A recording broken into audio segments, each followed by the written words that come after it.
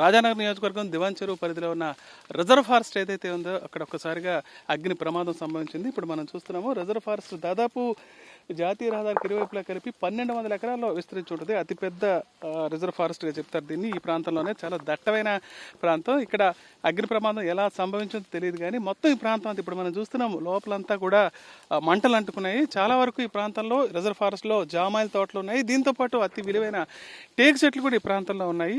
ప్రధానంగా ఇక్కడ చూసుకుంటే దాదాపు కొన్ని ఎకరాల్లో దాదాపు 20-30 ఎకరాల్లో ఈ మంటలు పూర్తిగా ఇక్కడున్న ఎండుటాకులు చాలా పెద్ద ఎత్తున ఉన్నాయి, మందంగా ఉన్నాయి. అవన్నీ కూడా పూర్తిగా కాలిపోవడం జరిగింది. ఆ చెట్లు మొదళ్ళు కూడా ఈ మంటలు వ్యాపిస్తున్నాయి.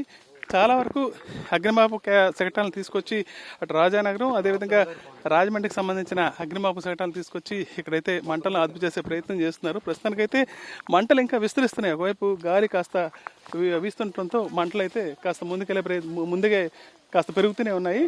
చాలా వరకు చూస్తున్నాము కిందున్న ప్రాంతాలు చాలా చోట్ల అయితే చెట్ల మొదలు కూడా చాలా వరకు కాలిపోయని చెప్పొచ్చు.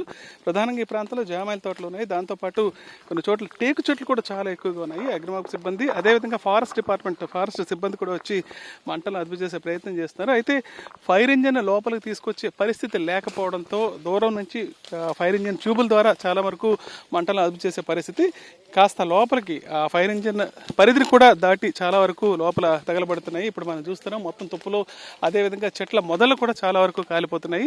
ప్రమాదానికి సంబంధించిన కారణాలు అయితే ఇంతవరకు స్పష్టం కాలేదు. ప్రస్తుతానికైతే ఈ మంటల్ని ఆర్పే కార్యక్రమం జరుగుతుంది. మరోవైపు ఎక్కడికక్కడ ఆర్పే ప్రయత్నం చేస్తుంటే మరోవైపు అటు పరిధి కూడా పెరిగిపోతుంది. ఇంకాస్త ముందుకెళ్ళి పూర్తిగా తగలబడే పరిస్థితి కనిపిస్తుంది. మేడం అసలు ఏం జరిగింది, ఎలా జరిగింది, కనీసం తీసుకున్న యాక్షన్ స్టెప్స్ చెప్పండి. ఏం చేస్తున్నారు? మీ సిబ్బంది కూడా ఎక్కువ మంది లేరు కదా అసలు. కనీసం మంటలు ఆర్పేది కానీ ప్రయత్నం చేస్తున్నారా? మంటలార్పే ప్రయత్నం అయితే చేస్తున్నామండి. ఈ ఆర్ఎఫ్లో ఎక్కువగా జంగిల్ గ్రోత్ అనేది ఉండడం వల్ల ఎవరో దారంట పోయే వ్యక్తులు ఎవరైనా కూడా స్మోకింగ్ ఏదో చేసి పడేసి ఉండొచ్చు. దానివల్ల ఈ ఫైర్ అనేది ఎక్కువగా స్ప్రెడ్ అవుతుంది.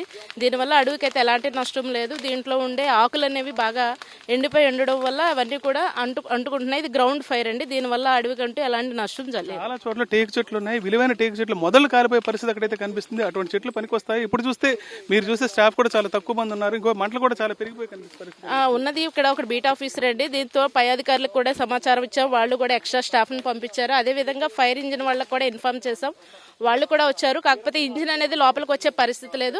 కాబట్టి మేము మంటలు ఏవైతే ఉన్నాయో వాటిని ఉపయోగించి వీటిని ఆపే ప్రయత్నం అయితే చేస్తున్నాము. దీనివల్ల చెట్లకైతే ఏ విధమైనది నష్టం అనేది అయితే మాత్రం లేదండి. దాదాపు ఎన్ని ఎకరాలు మనం చాలా వరకు మనం చూస్తున్నాం. కింద ఆకులైన అయితే కాలిపోయి అదేవిధంగా మొదలు కూడా అంటున్నాయి.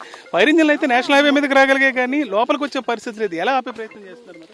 మేము ఈ కొమ్మలతో ఆఫ్ చేసే ప్రయత్నం అయితే చేస్తున్నామండి. అలాగే ట్రాక్టర్స్ని కూడా తీసుకొచ్చి దీనికి ముందుగా ఒక 2-3 రోస్ ముందుగా తీసుకువెళ్ళి దాన్ని కంట్రోల్ చేసే ప్రయత్నం అయితే చేస్తున్నామండి.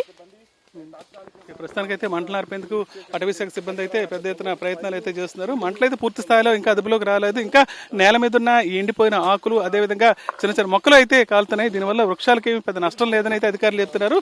మరోవైపు చూసుకుంటే చాలా చెట్ల మొదళ్లలో ఈ మంటలు చెలరేగడంతో చాలా వరకు మొదళ్ళు కాలిపోయే పరిస్థితి ఏర్పడింది. అటువంటి చెట్టు ఎంతవరకు నిలబడదో కూడా సందేహాస్పదంగా ఉంది. ప్రధానంగా చూసుకుంటే టేకు చెట్లు, అత్యంత విలువైన టేకు చెట్లు ఈ ప్రాంతంలో ఉన్నాయి. అవి కూడా పూర్తిగా దెబ్బతినే పరిస్థితి అయితే కనిపిస్తుంది. ప్రస్తుతానికైతే మంటలు ఆర్పేందుకు ఫైర్ ఇంజిన్ లోపలికి తీసుకొచ్చే పరిస్థితి లేకపోవడం, అక్కడ వాటర్ కూడా ఇక్కడికి తీసుకొచ్చి ఆర్పే ప్రయత్నం లేకపోవడంతో కేవలం తుప్పలతో అదేవిధంగా కర్రలు ఉపయోగించి అటవీ శాఖ సిబ్బంది అయితే మంటలు ఆర్పే ప్రయత్నం చేస్తున్నారు. మరికొద్ది సేపట్లో అదుపులోకి తీసుకొస్తామని చెప్తున్నారు. ఎంతవరకు ఈ ప్రయత్నాలు ఫలిస్తాయో ఇంకా చూడాల్సి ఉంది.